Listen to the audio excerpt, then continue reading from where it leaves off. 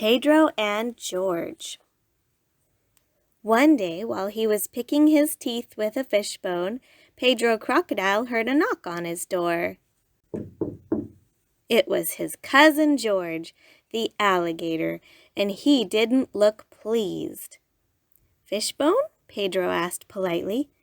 "Listen, cousin, I'm fed up with everyone calling me a crocodile. I am an alligator," Pedro suggested a little mud bath, and George, who'd had a long journey with a lot of mosquitoes, agreed. "You know, it's not my fault if people think you're a crocodile like me," said Pedro. "Oh, no?" "No, it's the children on the other end of the world. They confuse us." "The world has another end? With children on it?" George was astonished. "Yes, children who will say all kinds of foolish things." George hadn't come across many children in his life. He said pensively.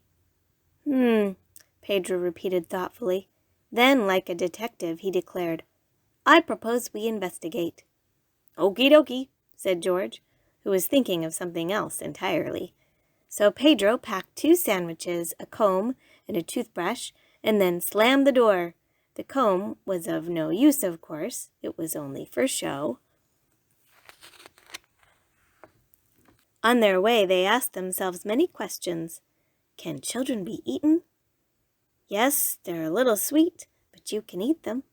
And if we did eat them, well, that would teach them a lesson. Pedro wrote it down in his notebook. Eating children. They walked for a long time.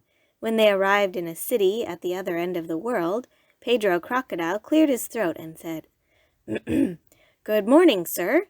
Would you be kind enough to tell me where we can find children, please?"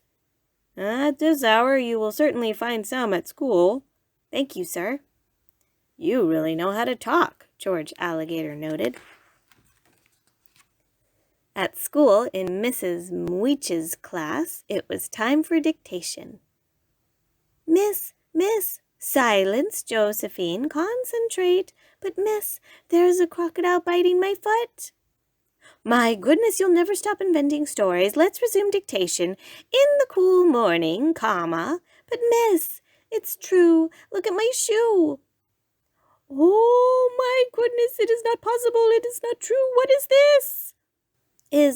"Oh, my goodness, it is not possible. It is not true. What is this?" "One word, miss?" asked Claude, who wanted to have a good grade in dictation for once. While Mrs. Mweech was shouting, Josephine got the one who was biting her foot in a judo hold. It was George Alligator who was the first to try and taste a child. Piff, paff, bam! Pedro Crocodile hid behind the cupboard.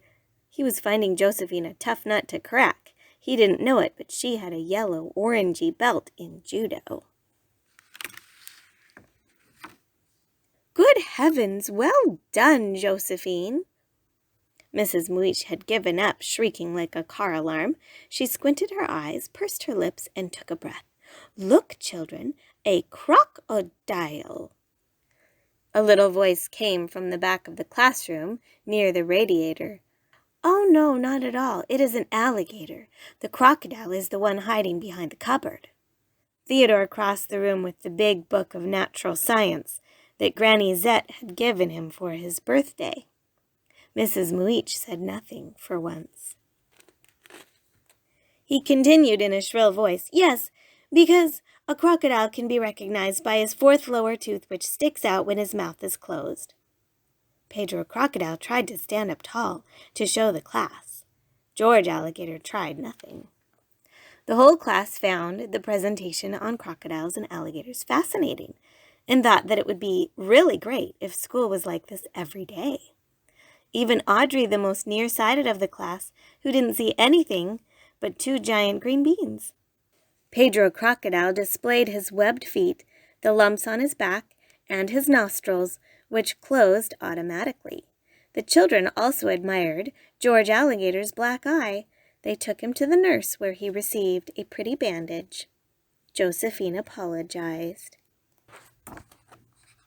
At school, the teachers organized Crocodile and Alligator Week.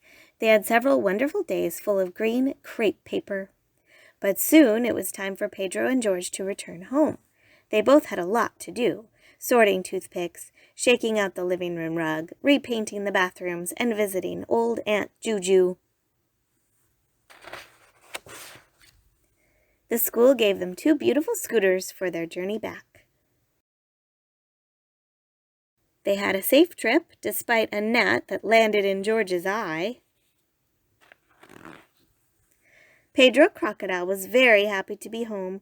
He had a little mud bath, and in the evening he went to sleep, thinking about the very square teeth of human beings. A few days later, he received a lovely letter covered in hearts. Dear Pedro and dear George, thank you for coming to school. It was super. I hope you are doing well. Mom bought me new boots because George chewed up my left shoe. Now I have the most beautiful boots in all the 2nd grade, and even Betty is jealous. And finally, thanks to you, everybody knows the difference between a crocodile and an iguana. Big kisses, Josephine.